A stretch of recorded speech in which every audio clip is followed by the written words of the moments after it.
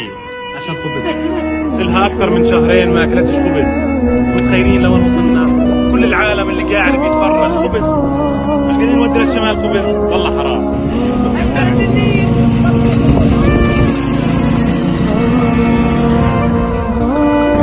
ايش مالك؟ ليش تصيح؟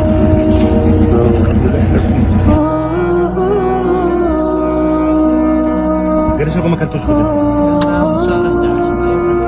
يا الله، الله يخليك، الله يكرمك، الله يكرمك يا رب، الله يكرمك، الله ينصرك. كيف زاكي؟